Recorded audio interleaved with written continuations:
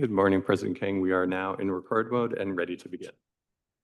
Thank you very much. Good morning, everybody, and welcome to the regularly scheduled meeting of the Board of Public Works for Wednesday, February 18th, 2026.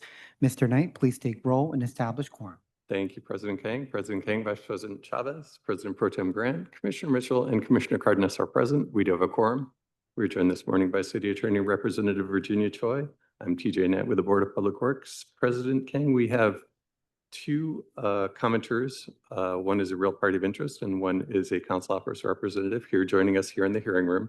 Both wish to offer commentary on items 6 through 15. And we have 6 public commenters, 3 multiple agenda item commenters, and 1 single item commenter on the virtual platform. This morning, we've received no neighborhood council commentary. Thank you very much. We will get started with general public comment, which is an opportunity for the public to address the board on public interest items and will be provided up to 1 minute per person, up to a cumulative total of 10 minutes. For the general public comment segment of each regular meeting, testimony shall be limited in content to subject matters which are within the jurisdiction of the Board of Public Works. The board may not take any action on any matters discussed during the public comment period. We do not have any in-person general public comment speakers, so we will transition to our virtual platform. Thank you, President King. And we'll go ahead and start with Audit LA, followed by Georgina. Good morning, commissioners and everyone. I want to talk a little bit about R1 visas and how they affect public works. R1 visas is what Scientology uses to bring people bring people into the country and as ministers, okay? But the rules about that is that they have to do ministerial work.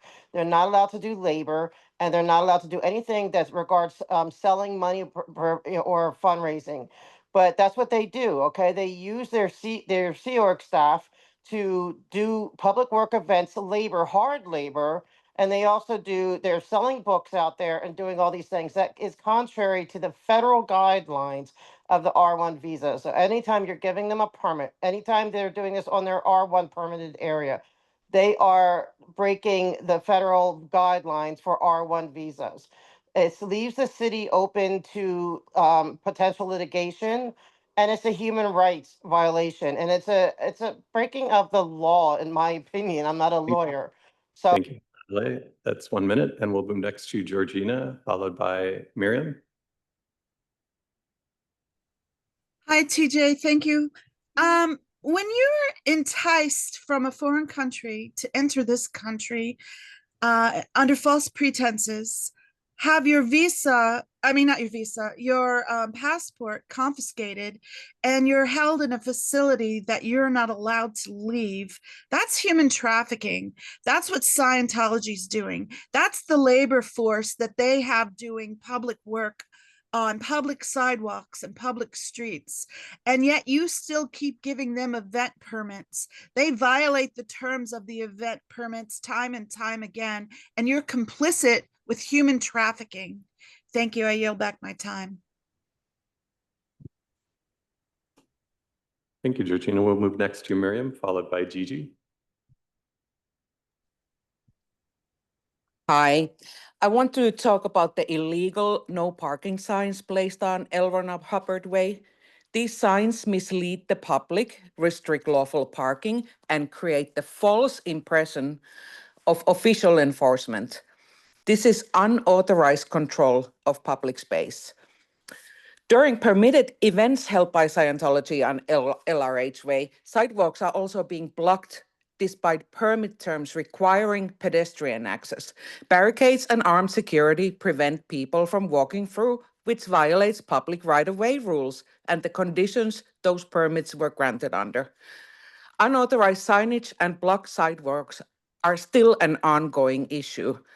There is no enforcement. There's no support for us to getting these to put in actually in place. Please look into this.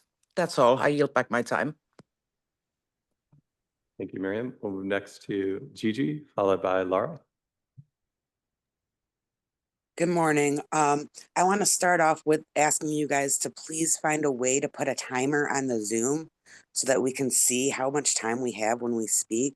I know that it's possible because LAPD Commission does it, so maybe someone could touch base with them and see how they do it, but I know it's possible. Secondly, I want to talk about L. Ron Hubbard Way. Why is it still, L. Ron Hubbard Way? Why hasn't it been changed back to North Berendo? Like, I don't know of a Jesus Christ Way that is on any of your maps. I don't know of any other. I I just change it back to North Berendo already. Stop, doing the permits for them. Stop treating them like they're special compared to everyone else. They keep violating their permits. They violated the revocable permit. Revoke it already. Stop dragging your feet. Thank you. I yield my time. And we'll move next to Laura, followed by a caller ending in 880. Laura? Good morning, board. So I would also like to echo what everybody, the last few callers are saying about revoking Scientology's permits and to stop giving them special request permits for anything because they only use their Scientology permitted closure of streets, closure of sidewalks. Allegedly, most of the time they close them anyways without the permit approval. And they use this only for what? To hide their internal crimes and human trafficking abuses. Not yet once have you guys refused to give them a permit. You keep giving them that because they are in your pockets. They are in the bids. They are in the CPAP meeting boards. They are in Hollywood LAPD. They are in the fire department. They are in your city councils.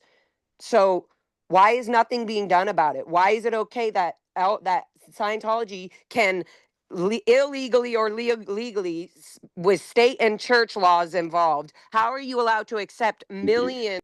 60 seconds, and we'll move next to caller ending in 880. I'm going to reiterate everything everybody said. In addition, it's not a public street. It's not a private street. LRH Way, or AKA North Berendo, is a public street. There needs to be signs that you need to put up saying this is not a private street. Scientology doesn't own it. You as citizens have every right to be here no matter if there's a permit or not. No one owns that street. The city owns the street. They have the authority over it. And it's time Public Works take authority over revoking the permits and stopping the trafficking and not allowing people that are trafficked to work on the streets. This is wrong, and this is America. Bye. And President King, that concludes general public comment this morning. Thank you very much. With that, we will close general public comment portion of today's meeting and move forward with multiple agenda item public comment. The board would provide an opportunity for members of the public wishing to speak on more than one agenda item during multiple agenda item comment period for up to a minute per item, up to a total of 3 minutes per meeting. This is the only time to speak on more than one agenda item, and please identify the items that you will speak on when you are called. We will start with our virtual callers. Thank you, President King. We'll start with Audit LA. Audit LA, you'll have up to 3 minutes to provide your multiple agenda item commentary. Please identify which item you are speaking on. Good morning again. I'm going to start with number 1. I think it's through 4, the bids, the different bids. I'm just going to remind you that in America in 2026, we do have human labor trafficking. We don't, we think of human trafficking as sex trafficking, but there is labor trafficking. And so I'm just asking you to be real mindful that every company that comes before you for bids does 2 things, like prove that they have, that they are paying their workers the prevailing wages, that they have insurance or whatever it is that they're required to have. And also that they will do honest bids, because that's going to tie into number 5. And I'm not saying that their bid wasn't honest in number 5. I'm not going to accuse them, but I constantly see where money's being added. And so like we really need to push these companies to give a legitimate bid. It's not fair to our budget because you budget based, I'm sure, on the bid, not on the increase.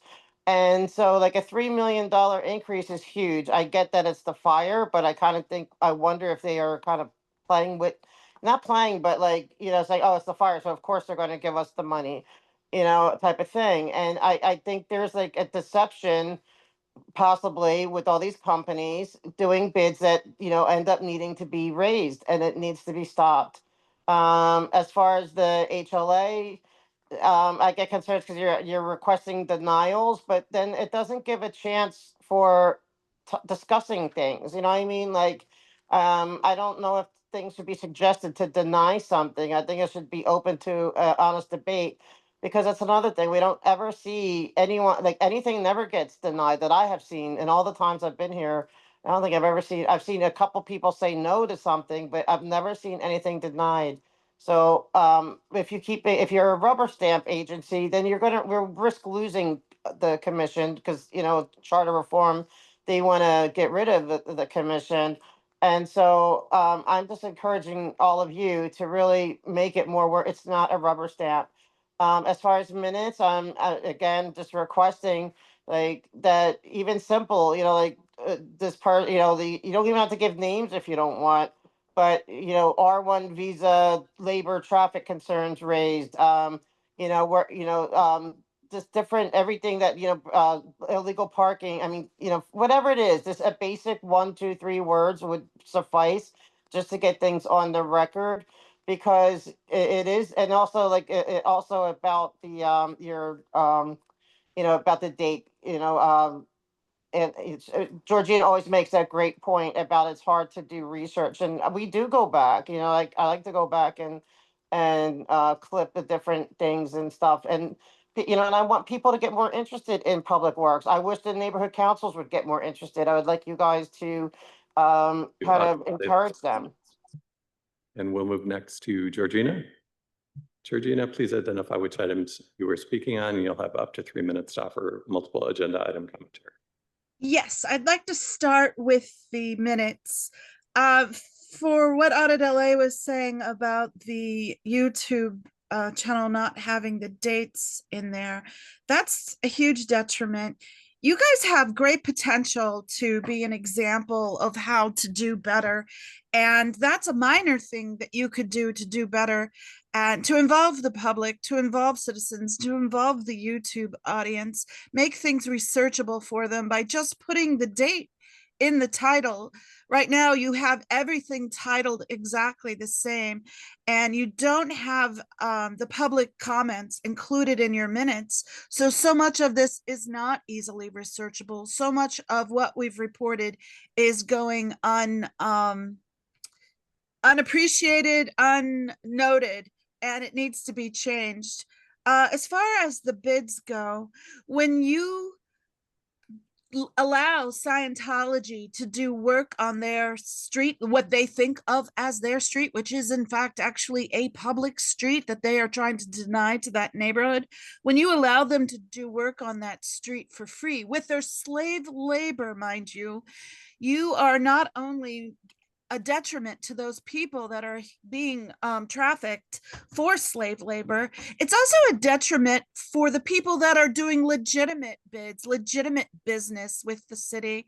You're denying them income by allowing them to do work for free, work at the hands of slaves, work at the hands of people that have been trafficked, instead of rewarding the legitimate contractors that are going through the process that we're requested by law to go through, by going through a legitimate process to get their bids renewed.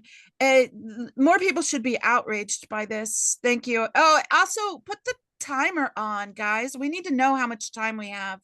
Thank you. I yield back my time. And we'll move next to Miriam, followed by Laura Acham. Yeah, I just want to comment on the minutes again. Please, please make them available somewhere in a written format. Only a few days ago, a really big TV channel in France was exposing Scientology in a documentary. And it's just a matter of time when Netflix or HBO is going to grab onto this opportunity, because we are doing the groundwork of exposing Scientology and their lack of respect for common rules when it comes to doing their illegal operations in Los Angeles.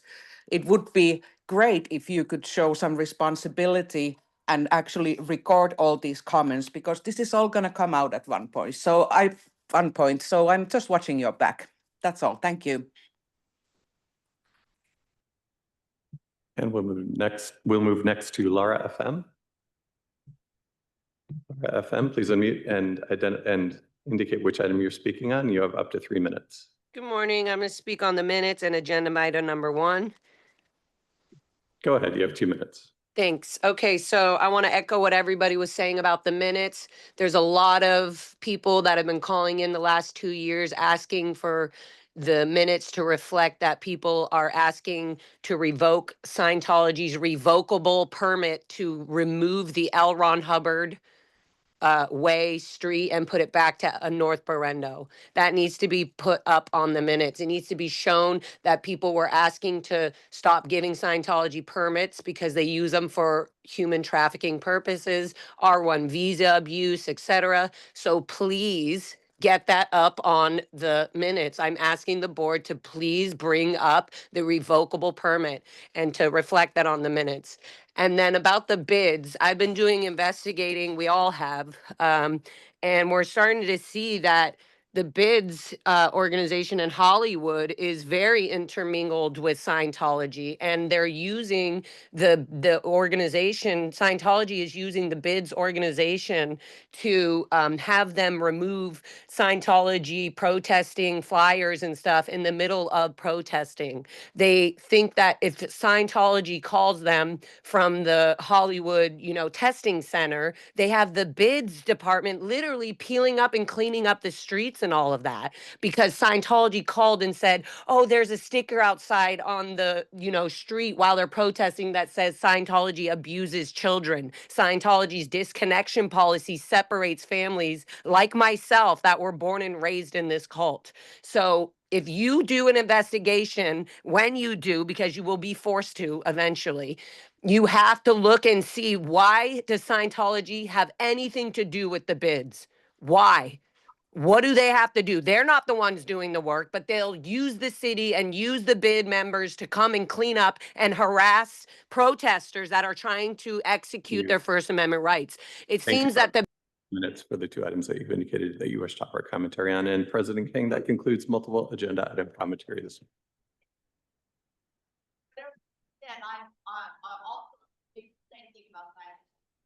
Thank you, ma'am. The presiding officer has already closed public comment.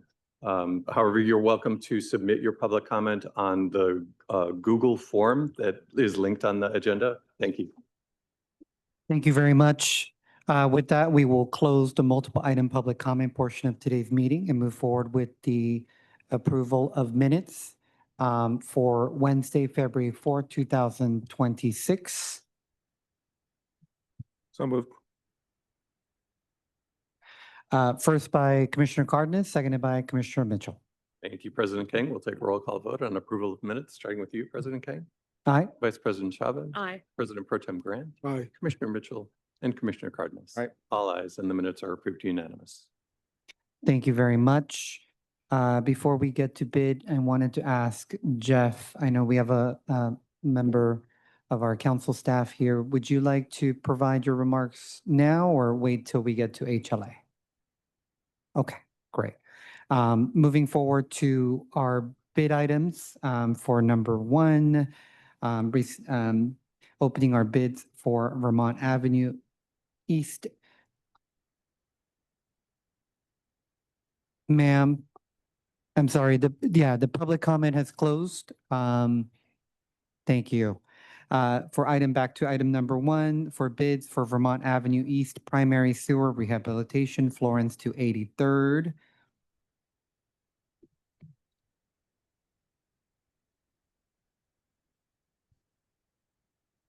Give me just 1 second. I'm going to have to step out into the front office. Just bear with me 1 minute.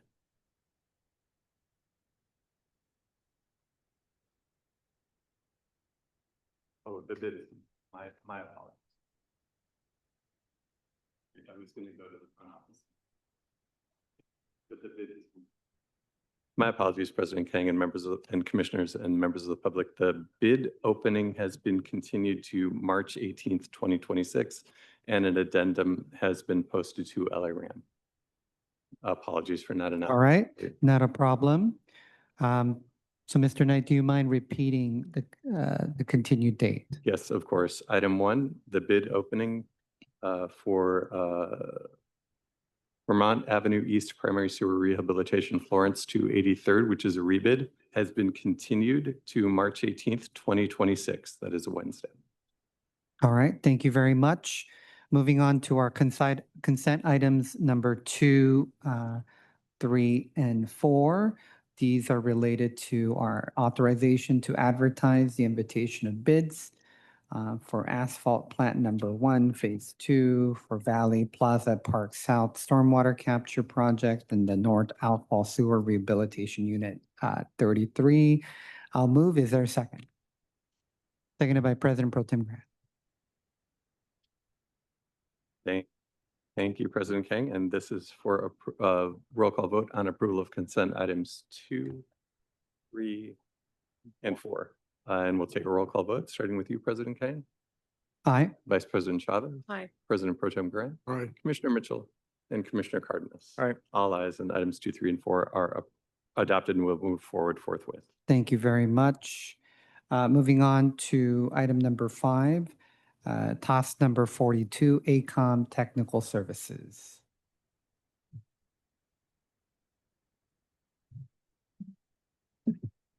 Good morning. My name is Arsen Voskerchian. I'm with the Bureau of Engineering, a principal civil engineer.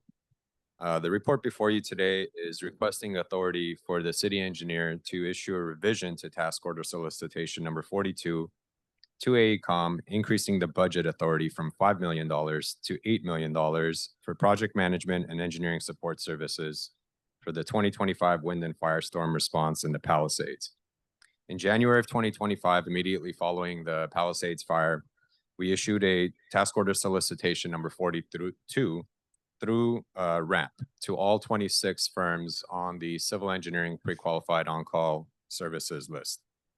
And at the time, we described the work of that task order to include various services, including project management, engineering services, other expert consulting services as needed. Due to the urgent need to address the damage caused by the fire, the pre-qualified on-call list was used to procure the specialized consultant services as quickly as possible. While we knew there was an urgent need, we didn't know exactly the details of all the work that would be needed. And so we explained that in the task order solicitation, and we explained that as the needs materialized and were identified, those would be negotiated further. And so we received 12 proposals back in January of 2025. We scored them based on the qualifications and criteria established in the task order solicitation. Out of the 12 firms that responded, we selected 4. Then in May of 2025, the Bureau of Engineering received direction from the mayor's office on the need for specific project management engineering support services through this task order. And so we worked with the mayor's office to develop subtask A, which included infrastructure restoration planning, fire protection planning, logistics and traffic management, community engagement, and related services. Based on the description of that work, we then went back and we reviewed the 4 selected firms' qualifications once again, and we identified AECOM as the most qualified for the specific work of subtask A. So we requested a proposal from AECOM for subtask A and subsequently negotiated that for terms, conditions, scope, cost, and schedule. The negotiated initial base task amount was $4,270,000 with an additional $730,000 planned as contingency for an initial base task budget of $5 million for subtask A. In August of 2025, your board authorized the city engineer to issue subtask A to AECOM with a budget authority of $5 million, including contingency. And so we've issued notices to proceed. We've started the work with AECOM. Those initial 3 work streams, including the infrastructure planning, the fire protection and resiliency planning, the traffic and logistics planning, those documents have been finalized and are actually in the process of being released now. And so as we were working through those work streams, the mayor's office identified the need to expand the scope of work to include recovery staff augmentation and long-term recovery planning. So a revision to subtask A was requested from AECOM, and we negotiated that again for the scope of work, conditions, cost, and schedule. The incremental cost for this expanded scope is tentatively negotiated as $2,549,800, resulting in a revised task amount of $6,819,800 for subtask A. And so we're asking for an increase to the budget ceiling from $5 million to $8 million, which would include a contingency of $1,180,200, or approximately 17%. The services provided by AECOM under the subtask, including the additional scope of work, are currently projected to be completed in summer of 2026. However, we're working through this scope still with AECOM, and we're identifying additional needs. And so that large contingency that we're asking for, the $1 million, a little over $1 million in contingency, is because we've already identified additional need to expand the digital scope of work, looking at the recovery website, expanding the use of the recovery website to bring in additional dashboards and tools for the public to be able to really have a single source of truth of all the information that's out there in one place. Looking at permitting information and the earlier work streams that we've completed, that information also being available through this website. So we're looking at expanding the digital work as well as support services on the permitting side. And so we've already identified some additional need that would be coming from that contingency, which is why we're asking for a large contingency to be authorized. The funding for this work, all $8 million, has already been approved by council and transferred into the account that's on the board report. So the funding is available and ready to go. And so pending approval of your board, we continue to issue the notice to proceed once all the final terms are negotiated with AECOM, and continue the work immediately. And the long-term recovery planning will eventually lead to a long-term recovery plan document that will be released to the public as well. And so both the long-term recovery planning as well as that staff augmentation for the recovery efforts that are ongoing now, those will continue to happen immediately pending your approval and the notices to proceed that we would issue. That concludes my report. I'll be happy to take any questions. Thank you very much. Commissioners, any questions or comments? Commissioner, yes, Mr. Knight. I'm sorry to interrupt, President King. There is just a friendly reminder. There is a. That's right. speaker. Thank you for that reminder. Before we get to our commissioners, we'll take one single item public comment. I would like to invite to the podium Daphne Gronick.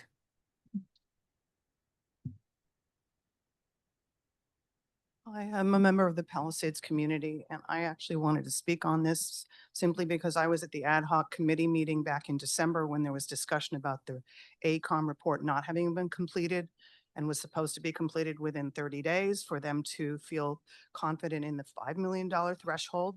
As I understood it, it had not, while the amount of $8 million was technically approved, the members there wanted to see the report. Literally last night, members of the community got about 1,000 pages of it, but nobody has had a chance to really review it. I understand the need for AECOM to continue, but I do think that there should be some opportunity for the public to be part of it, including what the parameters of the continued work should be.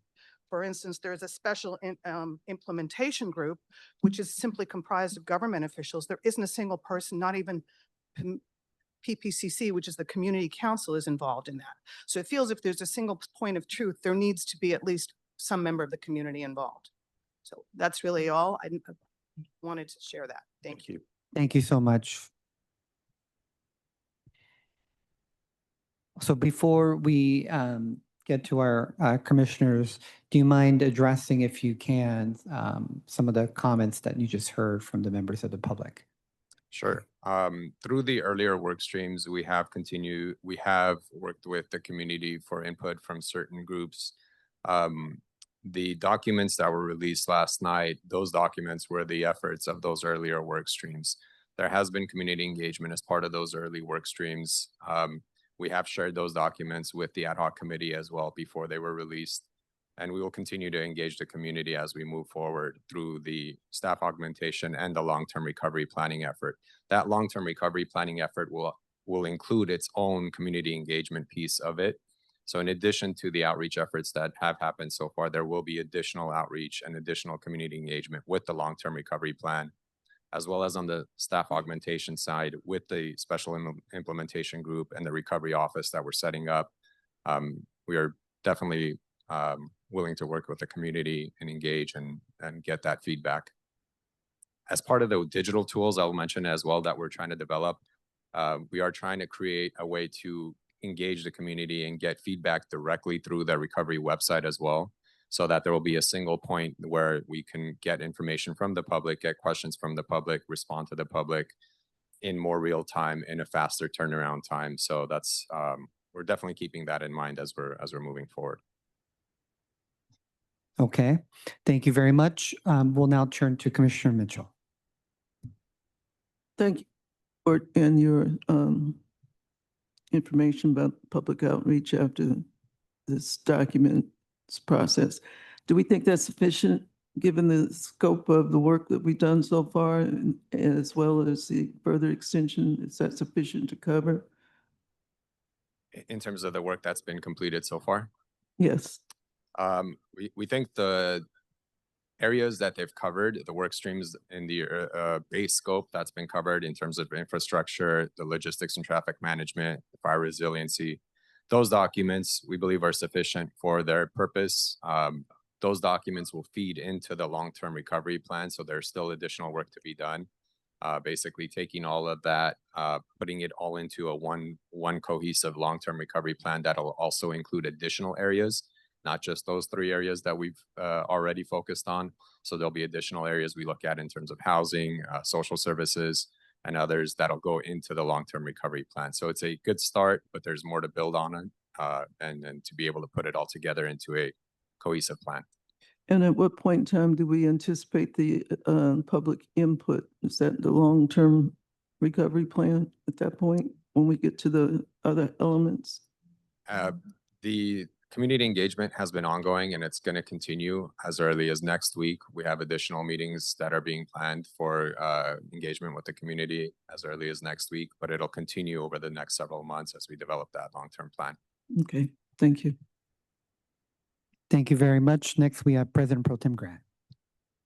Thank you also for your report. Can you describe for us this ad hoc committee, what its role is, who decided who's going to be on it, and who is on it?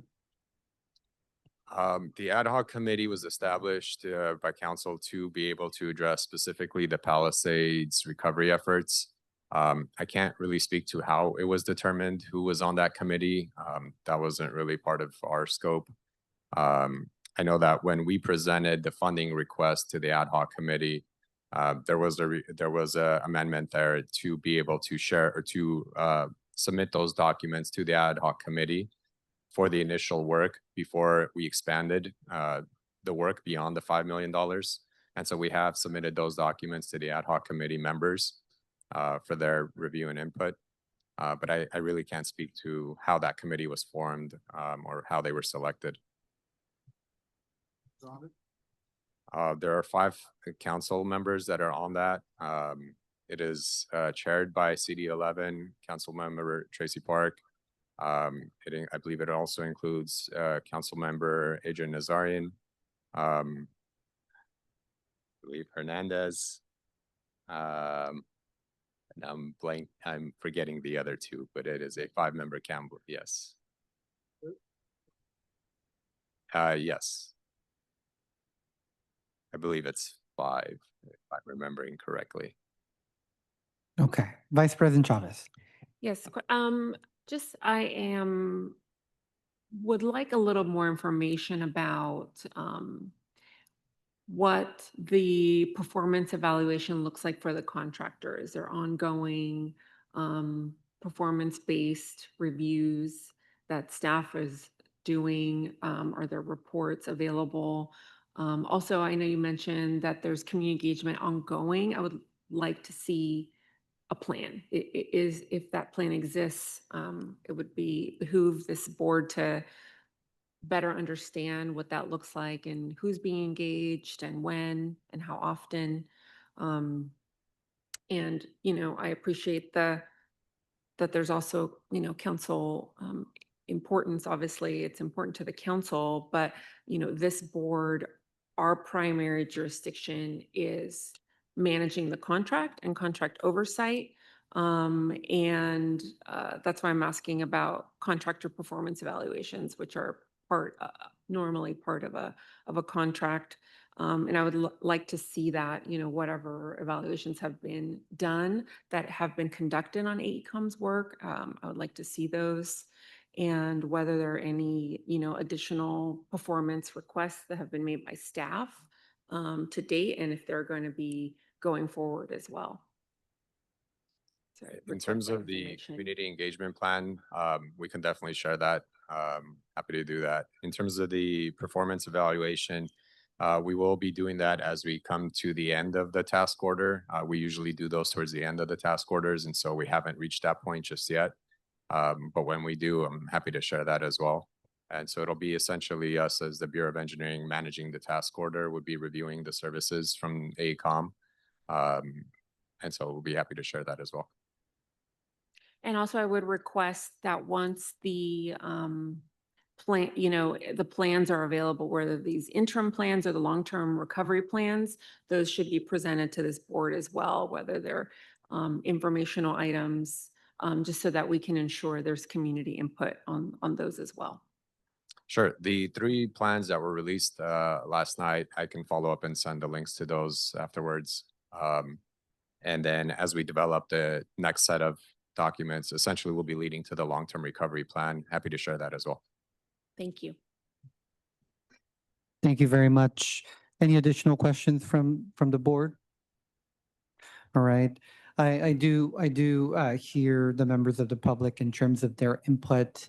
And I know that this is a priority for the city and the mayor and for the council member, especially in CD 11.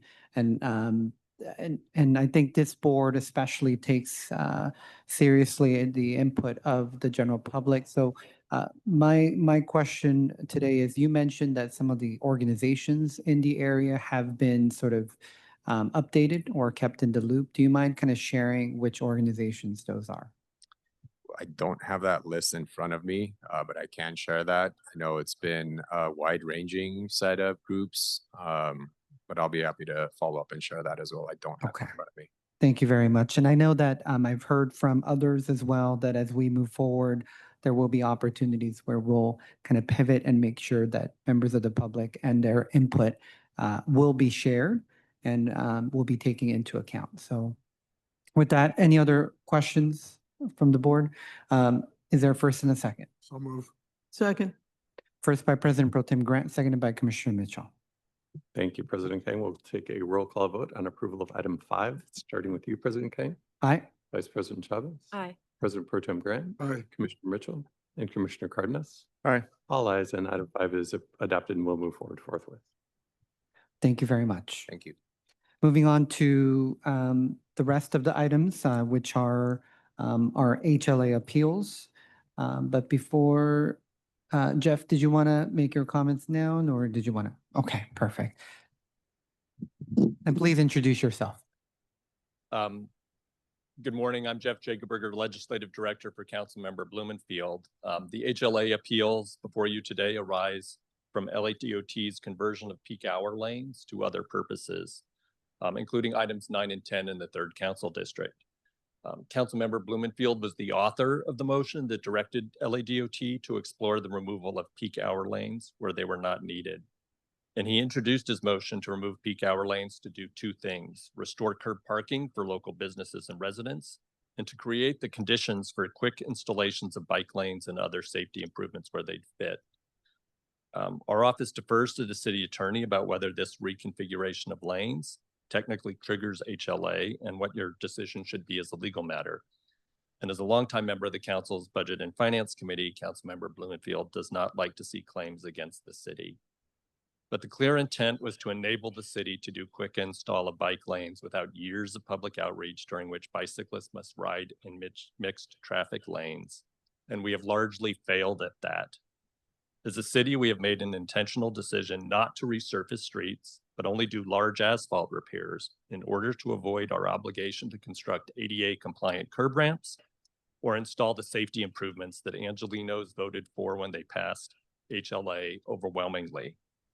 On a personal note, last night when I was riding my bike home in the pouring rain, I had to negotiate a new pavement joint in the middle of the bike lane on Chandler Boulevard, where the city did a large asphalt repair. So we're not only failing to implement HLA, we're actually doing roadway improvements in a way that makes it more dangerous for cyclists. However you decide today, the city needs to change its collective mindset away from finding technical reasons to avoid HLA and do everything in our power to defer and delay safety projects, and instead create a mindset of actually making bike safety a priority.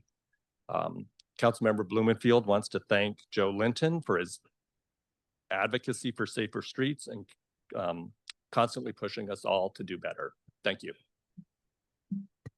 Thank you very much. With that, we will get started with our next item, which is number 6. So wanted to invite members of our DOT team up to the podium.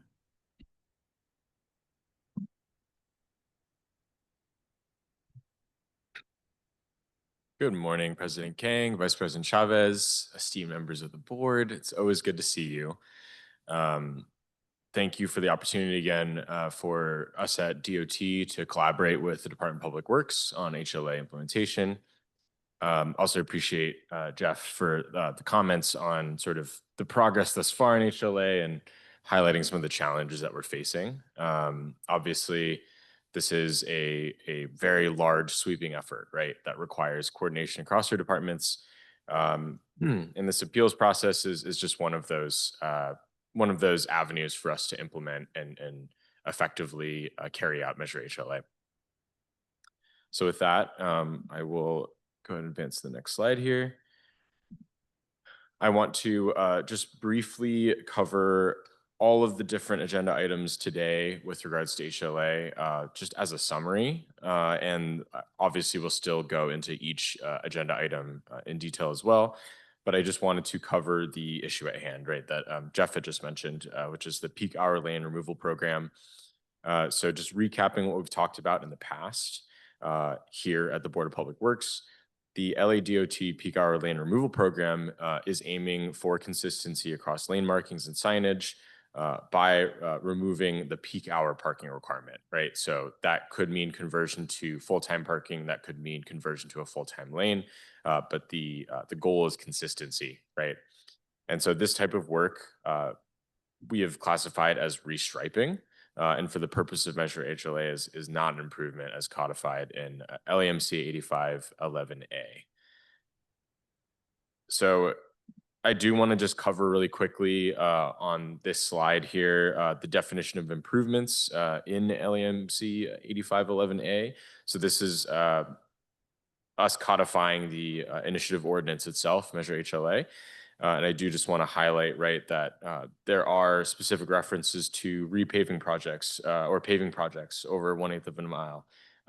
We do talk about improvements do not include restripping the road without making other improvements, routine pothole repair, et cetera, et cetera. So the ordinance itself gives us definitions of improvements here. I do want to introduce maybe not a new topic by any means, right? But a new sort of document before us at board, just looking to reference the voter information pamphlet that was distributed ahead of the March 5th, 2024 election, where Measure HLA was passed.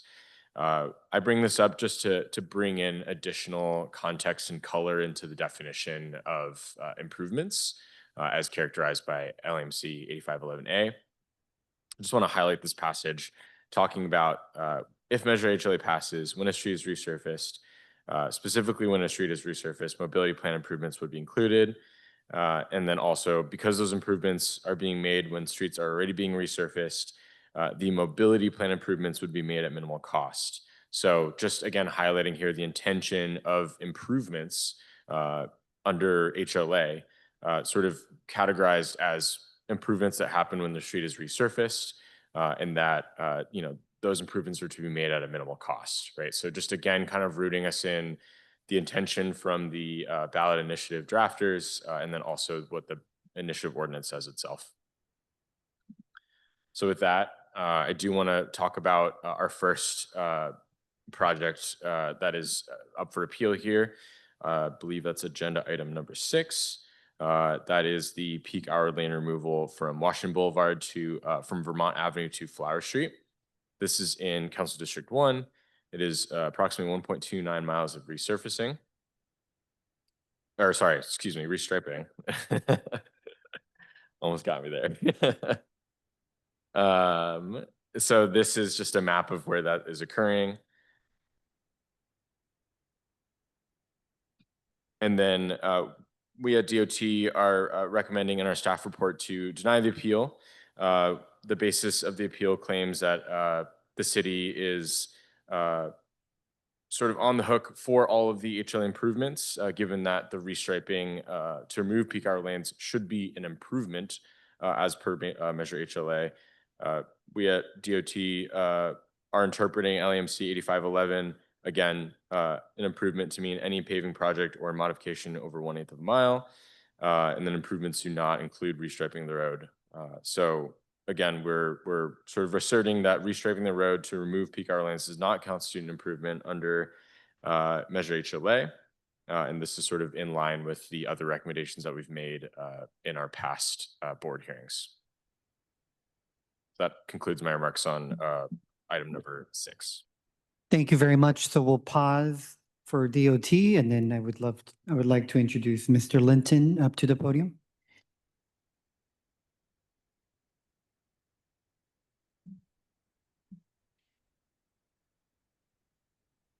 Hello, my name is Joe Linton. I'm the appellant on the next 10 items, which are, as you've heard, all areas where the city removed peak hour travel lanes and added new parking.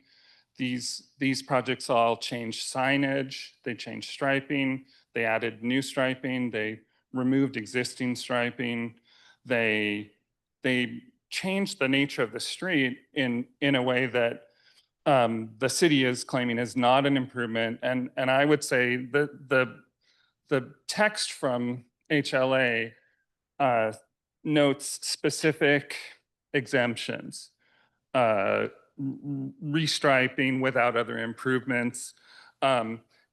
These projects are, I think this is going to end up in court. I think this is your chance to side with safety, with Councilmember Blumenfeld's original purpose for reassigning the space in these lanes. I mean, this is your chance to save lives, to improve the lives of bus riders, people walking, to work for equity, to work for access for people in wheelchairs. And it hinges on the definition of improvement. And I would argue that adding a bunch of parking where the city had planned a bus lane or a bike lane is the city choosing to go off menu.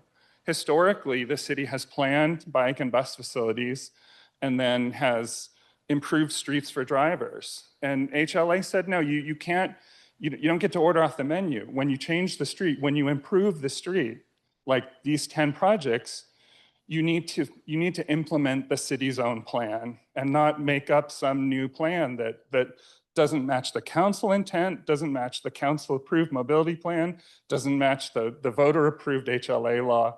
So regarding Washington Boulevard, this is the description's correct. It's over a mile. It adds lots of parking. There are parts of Washington Boulevard that are missing curb ramps where the city has not, where folks in wheelchairs can't get across the street. And Measure HLA says when you improve a pedestrian district, you need to add ramps so people can walk, so that street's accessible for everyone. So I would urge you to stick up for multimodal transportation, to stick up for safety at a time when drivers are mowing down Angelinos are huge tragedies. This is your chance. You're the Board of Public Works. You can make the streets safer.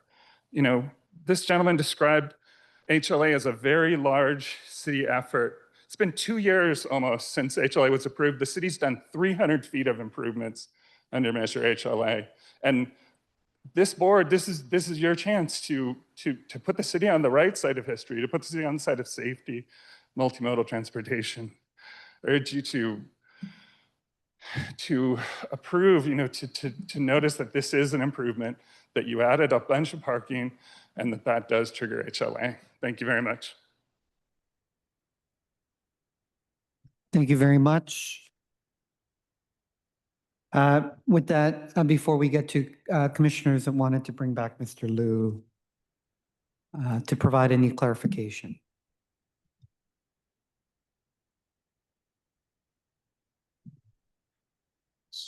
Okay, so I think we're going to end up kind of reiterating a lot of the same conversations that we've had in the past. I understand the sort of desire to implement benefits as we go, right? When we're restriping the street here. But in this case, right, we are interpreting Measure HLA sort of as it's written, right? And as it's written is saying that improvements do not include restriping, right? So we're sort of continuing to comply with Measure HLA in that way. And so I don't necessarily have any further detail to add. In particular, I'm happy to take questions with regards to the program.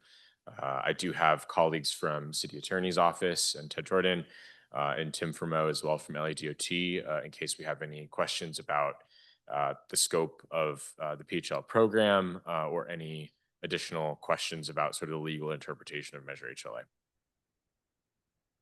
Thank you very much. So we'll go to commissioner questions. President Pro Tem Grant. Thank you. I have a question, I guess, for Mr. Linton and Mr. Liu. It seems to me the contradiction is between improvement and restriping, and that does the question of restriping basically deny the fact that it's an improvement, which I think roughly is a sense, Kevin, that you're providing, that an improvement is an improvement unless it's just a restriping, and therefore it's disqualified, if you will, as a restriping. Would that be fair? I think what we're saying is that restriping, so this activity, right, the peak hour lane removal program where we are restriping without making other improvements, that activity is specifically not included under the definition of improvements. And Mr. Linton, how would you square the fact that the statute specifically says restriping does not constitute an improvement? Yeah. I agree with you in terms of the sense of wanting to improve the streets as a cyclist myself, but I have questions where the statute says this does not qualify as improvement if it's a restriping. Well, I think that we're headed for court on this. If you guys deny this, the next step is to have a judge decide this. So the language, I mean, the language in the statute was,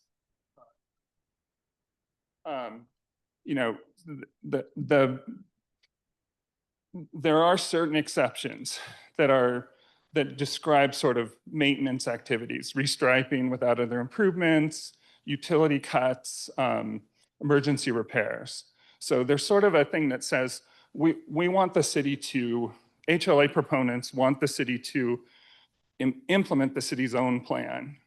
And the time to do that is during resurfacing is the cheapest time, or when making other improvements like these 10 projects. So the statute isn't so strict as to say the city can't, if there's an emergency, the city can't fix the street. So there's sort of a maintenance repair clause, and it's untested in the court of law. So the city has chosen to take that sort of what might be called a loophole and to say restriping includes adding signage, changing turn lanes, adding parking, because that's not resurfacing. And I do expect that there are dozens of examples of city resurfacing that are working their way through the system, that are working their way through your appeals process, that will be the main source of HLA improvements. But there are also these sort of oddball improvements, programs like peak hour lane removal, that are opportunities. When you're out redoing the street, you can add a bike lane for cheaper than if you had to erase the stripes later, scrape the stripes off later. Anyway, so I disagree with the legal interpretation of changing lane configurations, adding parking, being just restriping. So it's not, I think there is, whatever, I think it's gonna end up in court as soon as if you take the staff recommendation on this, then we get a judge to decide what restriping is. Thank you very much. Mr. Liu? Back up here for more questions. Yep. Thank you very much, Commissioners. I did want to also invite our city attorney as well.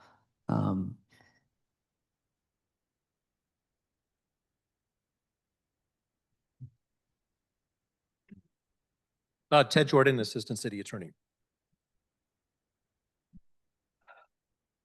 Opportunity does not equate to a legal requirement. So while there is an opportunity to do all sorts of additional enhancements when the city removes that peak hour, that does not equate to a requirement to do so. And that's what this appeal is about under Measure HLA. There are lots of ways to improve a street, and I use that term generically. The term improvement, capital I, is defined in Measure HLA. There are lots of ways to improve a street, to make a street safer. Measure HLA is Safe Streets for All. Ways to improve a street, to make it safer, might include changing the speed limit. It might include putting a speed table at a midway point as a traffic calming device. That improves the street, lowercase I. That makes it safer. But that does not trigger Measure HLA because it's not an improvement, capital I. So we didn't write Measure HLA. The initiative proponents did, and the voters adopted it. We can look at the voter information pamphlet to understand what the voters intended. And everywhere we look, it talks about improvements in the context of resurfacing or paving. It does talk about other modifications. Those are not, those are more structural items.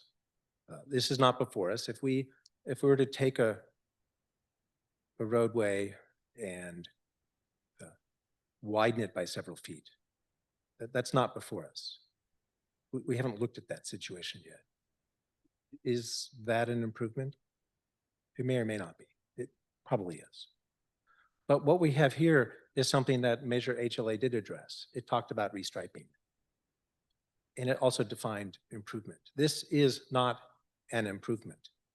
Technically speaking, since it's not an improvement, this is not a mobility plan project.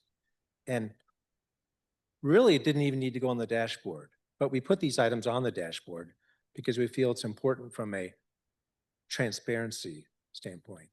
The appeal process is an important process. It furthers the purpose. We're having this discussion now. But at the end of the day, an opportunity to come on and add a bike lane does not equate to a requirement to do so. This street and I think there's 10 total. The others like it, those streets will be resurfaced at some point in time in the future, that will then trigger Measure HLA. There's nothing that stops the city from putting in bike lanes now, but Measure HLA does not require it to do so. Just like if we put a bike lane in on a street without doing an improvement, we just put a bike lane in. If that street happens to be on one of the other networks, it doesn't trigger Measure HLA. We're sort of in that instance, which is not before you. That's more of a, we're trying to get some of the mobility plan elements implemented. Those are opportunities that the city have, but they don't create a requirement to do anything further. I'm happy to answer any questions you may have. Thank you very much. Commissioners, any questions for our city attorney? Commissioner Cardenas. Not really a question, but I just appreciate your comments and your helping us with the definition, because there's a reason why it was specifically written that way in the statute. So, you know, for some reason, somebody thought about this when they put this together, and we're just implementing it per, you know, the definitions that they provided for this statute. So I appreciate it. Thank you. Thank you very much. I did want to provide an opportunity for Mr. Linton to provide any feedback related to what you just heard from our city attorney. Okay.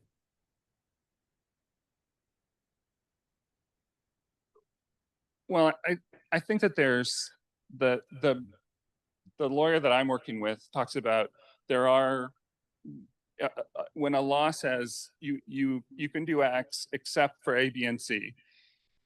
There are, when a law makes exceptions, those constitute a list of the real exceptions. Whatever if we list A, B, C, and we don't list D, D is officially legally excluded from that list anyways. And I think that I wish the law was written more clearly, but I think these projects involve adding turn lanes, involve adding signage, involve removing striping, adding striping, and to say that fits under the definition of restriping without other improvements is, I think it's a stretch. I acknowledge that there's some gray area that you know that somebody's gonna have to decide.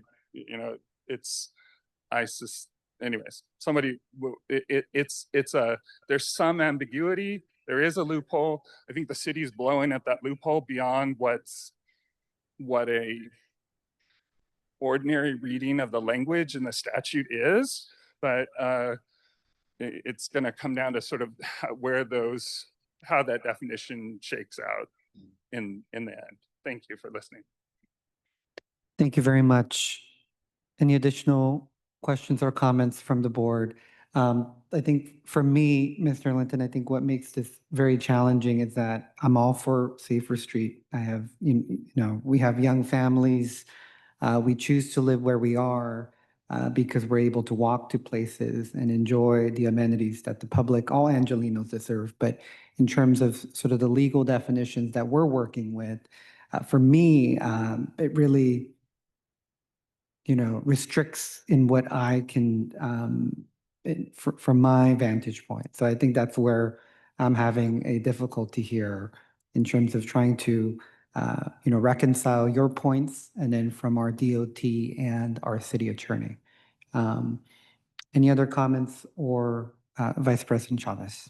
Yeah, no, I too recognize that there is significant tension presented by the appeals that you've submitted between the statutory language that's in HLA and its practical application to these complex street projects. But at the end of the day, the code is unambiguous. Improvements specifically exclude restriping. And regardless of their impacts, that wasn't anticipated, it's not included.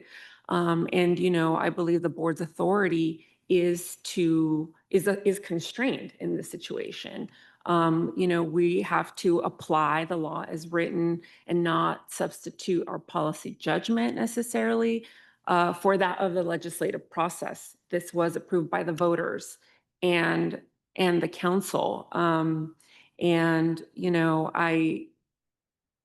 I think that it's important that, we address these concerns. I think these concerns are more appropriately addressed through the legislative process. We can't expand the statutory requirements. That's not within our jurisdiction here. I certainly understand the appellant's concerns, your points that you make, that they, even these exemptions can create substantial changes to the street functionality. These are the things, the unintended consequences when we write legislation, when it is written. And so we don't necessarily know how it's going to be applied and how they're going to serve in different ways. So I recognize that. I do think that we are, like I said, we are constrained in sort of what's before us. But I definitely am, hearing the struggle here, the constraints that are presented to us, and like I said, the tension between how we make our city better, how we do that. And I would love to learn about sort of future projects, how these will be applied, what future improvements will be planned for these streets, because I think there's, like I said, the city can't put these in. We don't have to necessarily under the law. That's not what it's saying, but we should. And I think that's what I'm hearing is we should do these things as a city. And so would love to hear more about the department's plans for, those improvements in the future, because as the council member's representative said, that these are desired, not just by the legislators, but by the community. So it would be great to get more updates on those as well. Thank you. Any other comments from the board?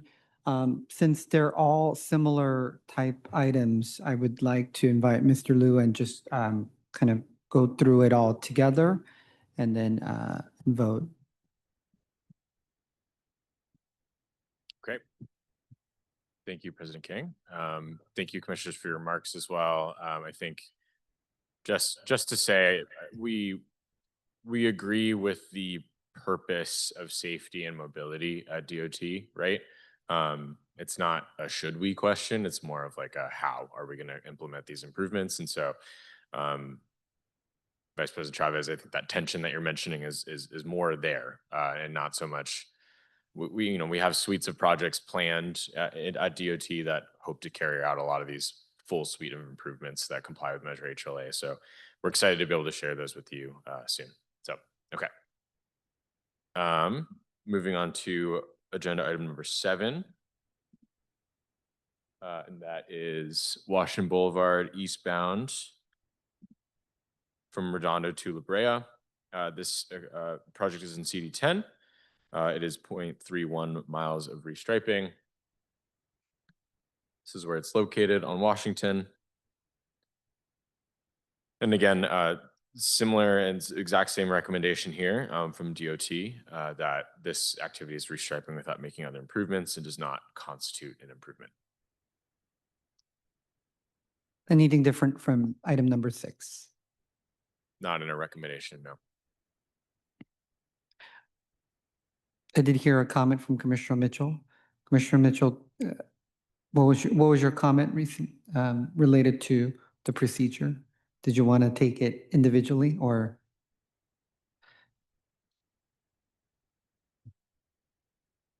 Although they're all the same issue, given that we're still learning, I did want to appreciate Commissioner Mitchell's comment. So why don't we go back to 6? We'll take a vote individually. All right, since we heard everybody out on number 6, is there a first? So moved as recommended. Second. First by Commissioner Mitchell, seconded by Commissioner Cardenas.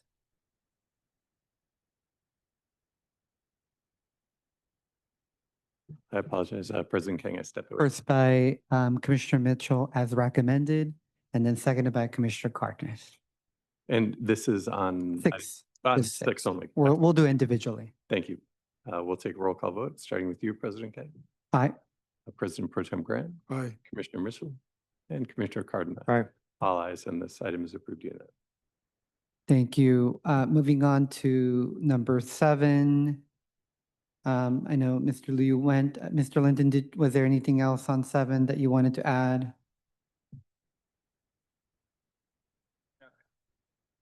All right. Seeing no other discussion, is there a first and a second?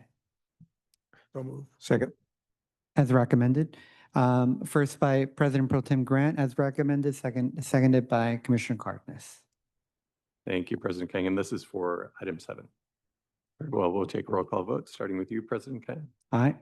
President Pro Tem Grant, Aye. Commissioner Mitchell, and Commissioner Cardenas. Aye. All ayes, and this item is approved unanimous. Moving on to item number 8.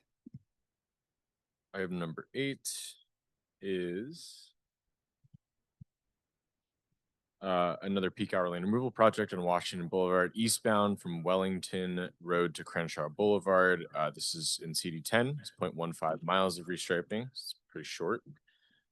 As you can see on the map here, just a couple blocks. And the recommendation is the same from DOT to deny the appeal, and that restriping the street to remove peak hour lanes does not constitute an improvement. Thank you very much. Mr. Linton, anything on your end?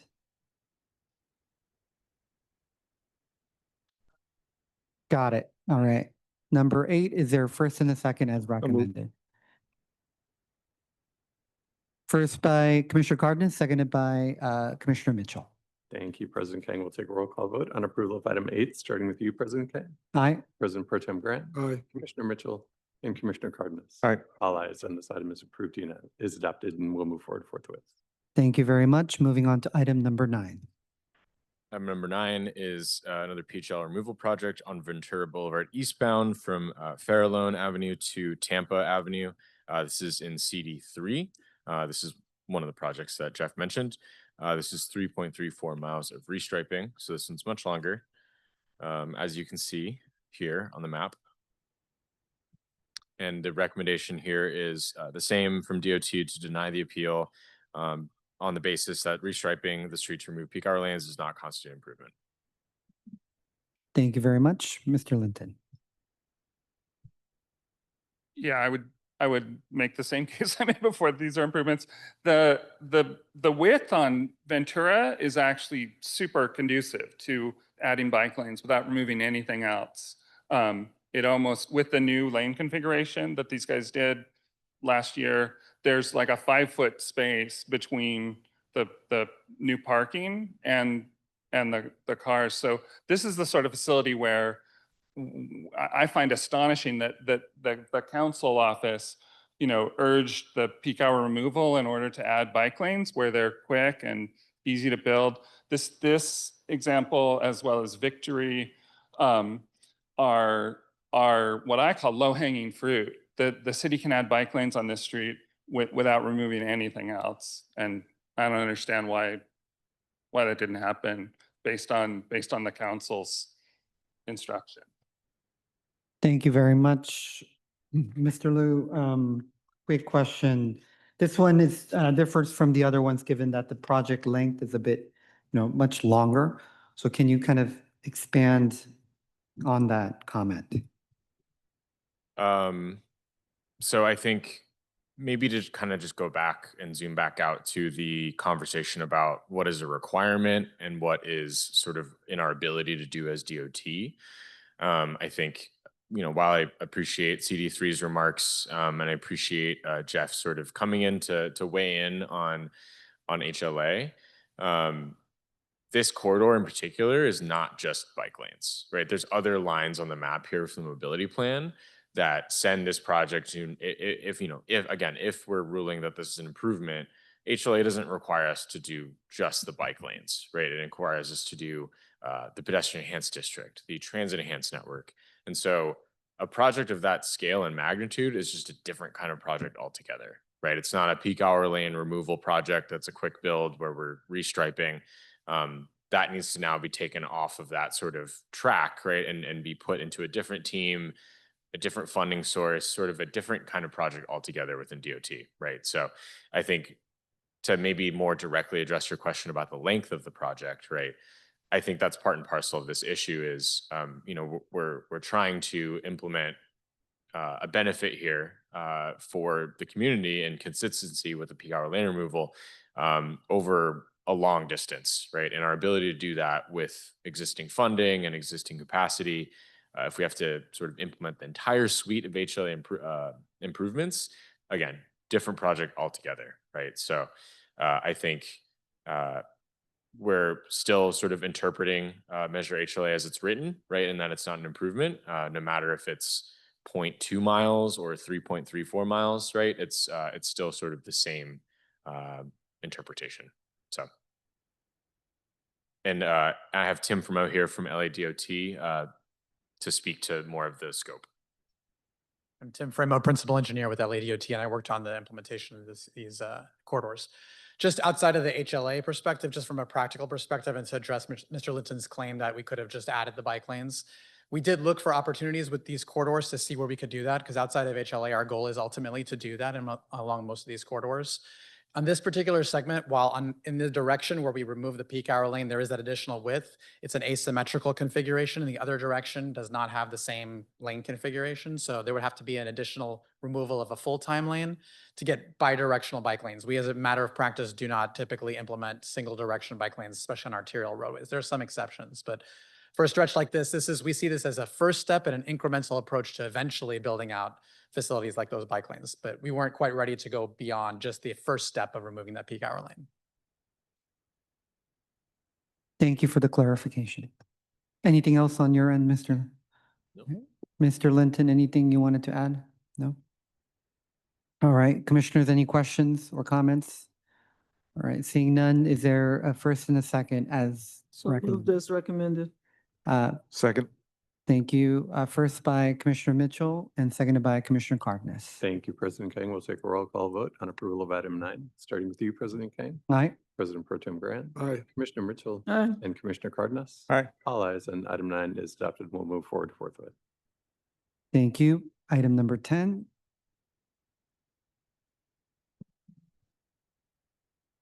Item number 10 is another PHL removal on Nordoff Street, westbound from Corbin Avenue to Canoga Avenue. This is in CV3 again. This is another 3.33 miles of restriping. This is the map here showing the extent of the project. And then again, the DOT recommendation from staff is to deny the appeal based on the fact that restriping the streets to remove peak hour lanes does not constitute. Thank you very much, Mr. Linden. Yeah, I would just point out on Nordoff on this appeal, something I brought up in the appeal is this is what's called a pedestrian enhanced district, the east side of this project, where parking is being added. There are actually no sidewalks on portions of the pedestrian district. So the folks getting out of their cars in the new parking that you guys are adding step into the mud like there. So I mean, the city needs to commit to wheelchair access when it improves streets, or you're not. These sorts of peak hour parking improvements don't serve all Angelenos. So thank you. Thank you very much. Mr. Liu or Tim, did you want to add anything to this particular stretch? Just in response to that comment, I think it's related more to accessibility, and I think we would make the same argument, not related to HLA, but related to the PROAG requirements, which at this point haven't been adopted at the federal level yet. But in terms of best practices, it would require additional effort to create a project that would be larger in scope to address ADA requirements. So we were not able to do that as part of this. Any other questions from the board? All right, seeing no other, is there a first and a second? So moved as recommended. Second. First by Commissioner Mitchell, seconded by Commissioner Cardenas. Thank you, President Kang. We'll take a roll call vote on approval of item 10, starting with you, President Kang, Aye. President Pro Tem Grant, Aye. Commissioner Mitchell, Aye. and Commissioner Cardenas. Aye. All ayes, and item 10 is adopted and will move forward forthwith. Moving on to item 11. 11 is a PHL removal on Alpine Street from Yale to Spring, this is in CD1 in Chinatown. This is 0.23 miles of restriping. Here are the extents of the project. And again, the DOT recommendation is to deny the appeal on the basis that restriping the street to remove peak hour lanes does not constitute an improvement. Thank you very much, Mr. Linton. So in the interest of brevity, I'm gonna make comments on 11, 12, and 13 because it's kind of the same thing, and then we can whip through others and go home, or some of us. 11 Alpine, 12 College, and 13 Crenshaw are all streets right in front of metro stations where we're trying to do, first last mile, get people to bike and walk to the metro stations. And the city is adding parking at metro stations, adding car parking. It's not in the city's plan. It's not legal under HLA. And I urge you to, reconsider these projects and really get people to metro stations safely. Don't kill people. Thank you. Did you want to add anything to that or no? Okay. Nothing further. Any other questions from the board? All right. Is there a first and a second? So. Second. First by Commissioner Mitchell as recommended, second by President Pro Tem Grant. And this is for item 11, correct? Correct. Thank you, President Kang. We'll take a roll call vote on approval of item 11, starting with you, President Kang, Aye. President Pro Tem Grant, Aye. Commissioner Mitchell, and Commissioner Cardenas. Aye. All ayes, and item 11 is adopted and will move forward forthwith. Item number 12. 12 is peak hour lane removal from College, on College from Spring to New Depot in CD3, or excuse me, CD1, typo here on the slide. And so is it 0.33 miles of restriping? Thank you, Tim. So here's the map of the project. And again, the staff recommendation is to deny the appeal on the basis that peak hour lanes do not constitute an improvement. Peak hour lane removals. Thank you. And we heard from Mr. Linton. Any other discussion from the board? All right. Seeing none, is there a first and a second? Second. First by Commissioner Mitchell and then seconded by President Pro Tem Grant. Thank you, President Kang. We'll take a roll call vote on approval of item 12, starting with you, President Kang, Aye. President Pro Tem Grant, Aye. Commissioner Mitchell, and Commissioner Cardenas. Aye. All ayes, and item 12 is adopted and will move forward forthwith. Item number 13. 13 is a PHO removal project on Crenshaw Boulevard from Florence to 59th, since CD8, 0.81 miles of restriping. Here's another map of the project. And then again, DOT is recommending to deny the appeal on the similar basis. Thank you. And we heard from Mr. Linton. Any other discussions? Seeing none, is there a first and a second? Second. First by Commissioner Mitchell, seconded by Commissioner Cardenas. Thank you, President Kang. We'll take a roll call vote on approval of item 13, starting with you, President Kang, Aye. President Pro Tem Grant, Aye. Commissioner Mitchell, and Commissioner Cardenas. Aye. All ayes, and 13 is adopted and will move forward forthwith. Thank you. Item number 14. 14 is PHL removal on Beverly from Rampart to Whitmer, since CD13. This is 1.04 miles of restriping. Here's a map of the project. And then DOT is recommending denial on the same basis. Thank you. And we heard from Mr. Linton. And, oh, this one? Okay, No, not this one. perfect. Thank you. I just see that there's a typo in the agenda. It's Whitmer is WITMER, not WHIT. But this is very close to where I live in Koreatown on Beverly. This is a dense neighborhood. Lots of people walk, lots of people bike, lots of people take transit. And I urge you to make this corridor that I bike on with my daughter safer for people who live in this neighborhood. Thank you. Thank you, thank you. Thank you for that minor typo on Whitmer. Any other questions or comments? All right, seeing none, is there a first and a second? Second. First by Commissioner Mitchell, seconded by Commissioner Cardenas. Thank you, President King. And then I've corrected the spelling in the agenda and therefore I'm going to recommend that this be approved as amended, just to correct the misspelling. Thank you. And thank you for pointing that Approved out. as amended. We'll take a roll call vote on approval of item 15 as amended, starting with you, President King. Aye. President Pro Tem Grant, Aye. Commissioner Mitchell, and Commissioner Cardenas. All ayes, and item 15 is, I'm sorry, item 14 is adopted and will move forward forthwith as amended. Thank you. And item 15. Item 15 is our last PHL removal, Alvarado Street northbound from Olympic Boulevard to 7th Street. This is in CD1, and this is 0.36 miles of restriping. Here is a map for context. And then again, DOT is recommending denial on the same basis. Mr. Linton. Yeah, I would just context that this is MacArthur Park. This is the densest, most walk-rich neighborhood in Los Angeles. This is a block from a metro station, from the MacArthur Park metro station. We need to be getting people safely to the station. We need walk improvements. There's bus lanes that extend immediately north of this project. The city plan calls for those bus lanes to continue in this section where the city's adding parking instead of bus lanes.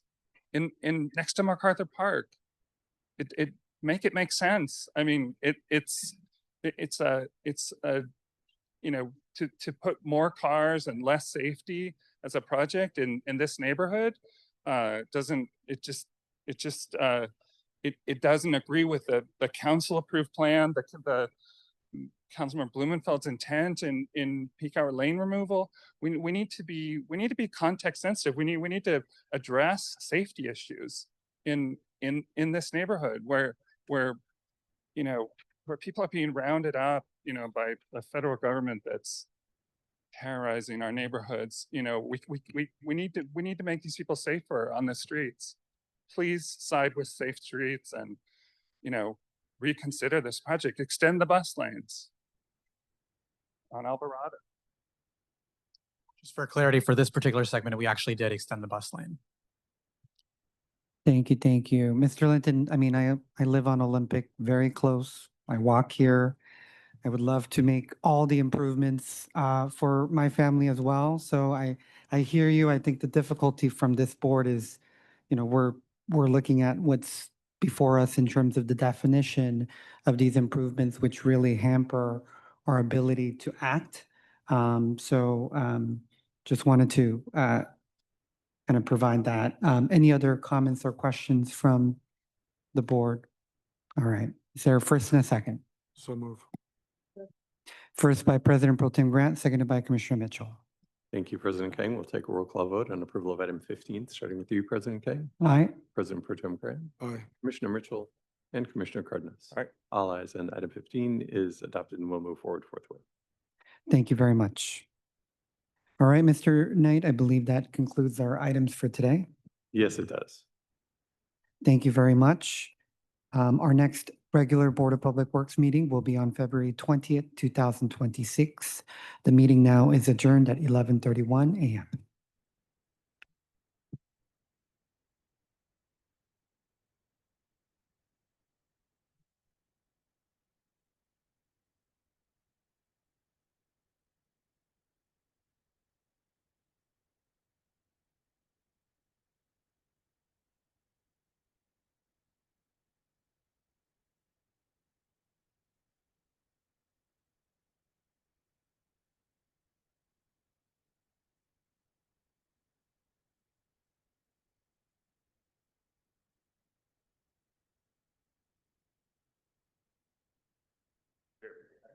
That's true. Yeah. Thanks, Ted. Thank you, Ted.